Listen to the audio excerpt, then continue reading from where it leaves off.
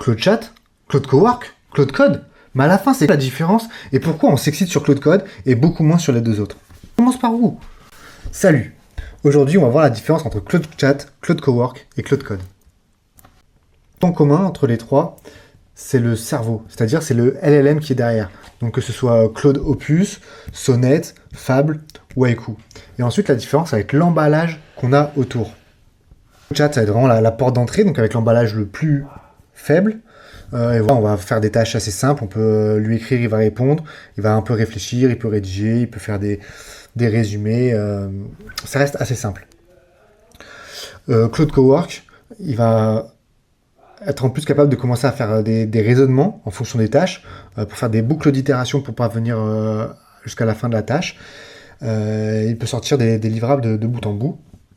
Et Claude Code, ça va être vraiment le compagnon numérique qui vit sur ta machine et qui a accès aux mêmes outils que toi. Donc un peu un tableau qui va différencier les trois. Même cerveau derrière, mais c'est des emballages différents. Tous, ils vont pouvoir réfléchir, rédiger, résumer. Mais ce qui est en termes d'exécution, Chat, ça va être beaucoup plus limité. Il y a quand même la possibilité de connecter des outils, des MCP, il y a quand même la capacité de faire des recherches web, mais c'est très limité, c'est vraiment pour faire du ping-pong avec Claude. Cowork et Code, par contre, ils vont pouvoir faire des tâches en autonomie. Mais la différence principale ensuite entre le Cowork et le Code, ça va être là où ça tourne. Donc le chat, c'est juste chez Anthropic, hein, de toute façon, c'est juste vous envoyer un message sur les serveurs d'Anthropic, et puis ils envoient la réponse. Et Cowork, du coup, il commence à avoir un espace de travail. Mais cet espace de travail, il est dans une machine virtuelle sur les serveurs d'Anthropic. Et donc, il ne va pas avoir toutes vos applications et toute la configuration de votre ordinateur. Tandis que Claude Code, alors toujours le LLM, hein, il va tourner chez Anthropic, mais après, tout l'espace de travail, c'est votre ordinateur. Et donc, il va avoir accès à vos outils, à vos applications et à vos fichiers. On peut envoyer les fichiers, mais ça va simplement les dupliquer sur les serveurs d'Anthropic.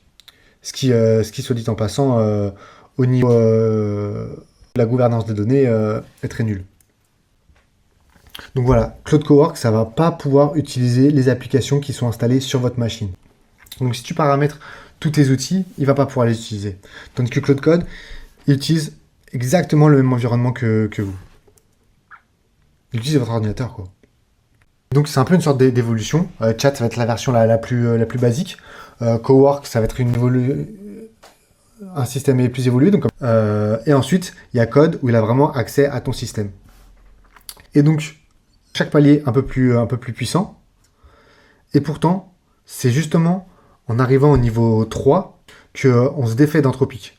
Ce que je veux dire, c'est que pour que le niveau 3 il soit utile, ça veut dire que vous avez une infrastructure locale, vous avez paramétré votre machine, que ce soit au niveau du contexte, au niveau des skills qu'il va pouvoir utiliser, au niveau de tous vos outils, qui permet de tirer parti vraiment d'une manière très puissante de Claude. Et c'est ça qui va créer la valeur.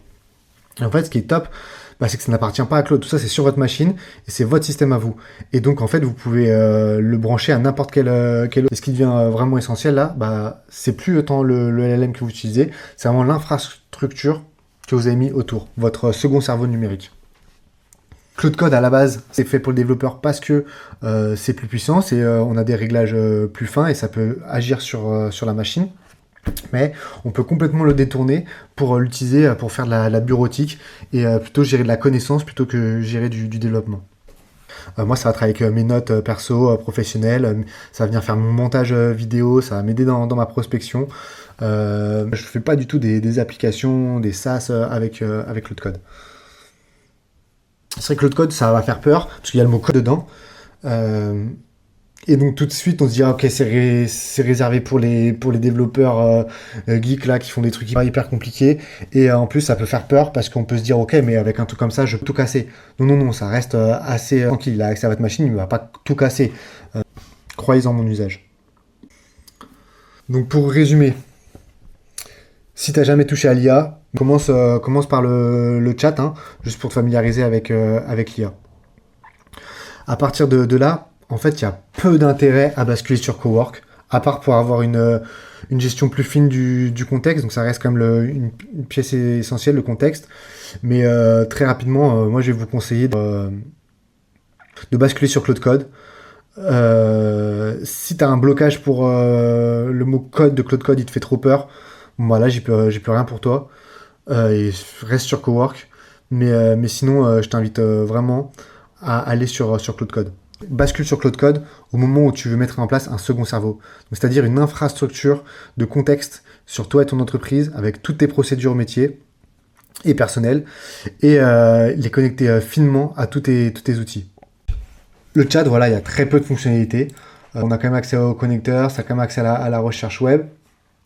Ce qui est contexte, soit vous allez devoir cliquer chaque fois les dossiers, les envoyer à la main ici en ajoutant des fichiers, soit vous pouvez créer des projets, et ça permettait justement du contexte avec nous dans un projet.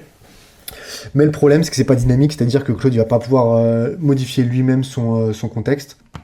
Et en fait, tous les fichiers de contexte, il va les charger à chacun des chats. Donc peut-être que dans un projet, vous allez mettre 10 fichiers de contexte, mais sur une tâche, bah, vous allez en avoir besoin de 5 ou 3 ou juste de 1, et bah, il va tout utiliser.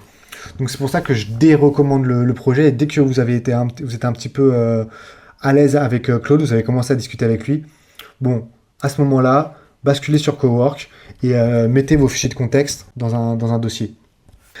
Et comme ça, bah voilà, Claude là, il va avoir accès à l'intérieur de ce dossier. Vous pouvez mettre un fichier d'index qui va venir répertorier un petit peu tout ce qu'il y a, faire la liste. Mais encore une fois, il ne va pas pouvoir utiliser beaucoup d'applications. Par exemple, là, c'est de lui faire une recherche de lead projet de prospection. Et il a été incapable d'utiliser l'API que j'utilise pour me connecter à LinkedIn. Il était incapable d'utiliser des applications que j'ai en local pour se connecter. Incapable de faire la tâche. Donc sur ça, il faut basculer sur Claude Code. Parce que Claude Code, il a vraiment accès aux applications de votre ordinateur. Il peut exécuter des scripts. Donc là, par exemple, je lui demande juste trouve-moi des leads. Et là, il a su aller connecter, utiliser les bons skills. Il a su utiliser les scripts pour y parvenir.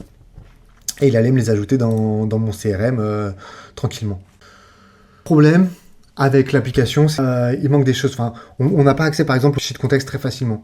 Je sais qu'on peut venir se basculer ici pour voir les fichiers du répertoire. Donc là, moi, je l'ai mis dans mon répertoire GTM OS. C'est là où je gère ma prospection et mes projets.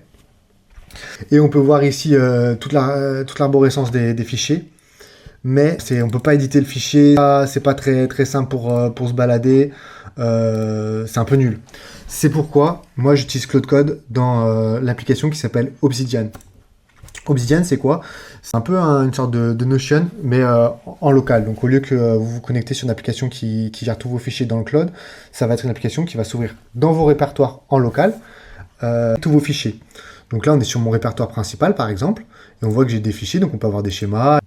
Donc là, en gros, je vais avoir tous mes projets, mes zones de responsabilité un petit peu, donc sur mon entreprise, Nefia, Studio Catapult. Et j'ai accès à Claude.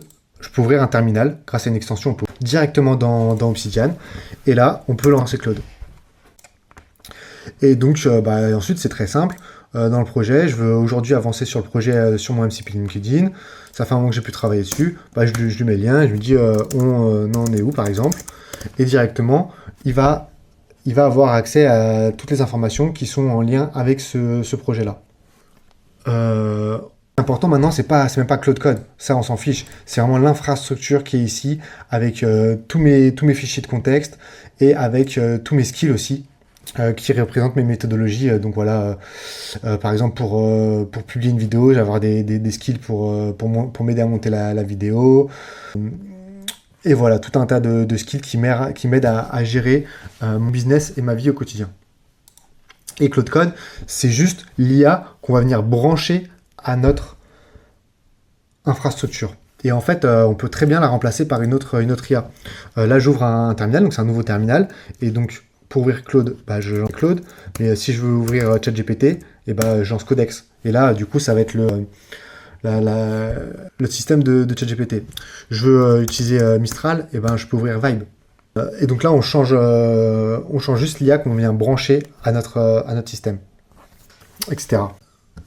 Merci d'avoir regardé cette vidéo. J'espère qu'elle était un peu plus éclairée sur la différence entre ce que c'est que Claude Chat, Claude Cowork et Claude Code. Et pourquoi c'est vraiment grâce à Claude Code qu'on peut installer un second cerveau Si elle t'a plu, n'hésite pas à mettre un like et un commentaire. Et à bientôt pour une prochaine vidéo.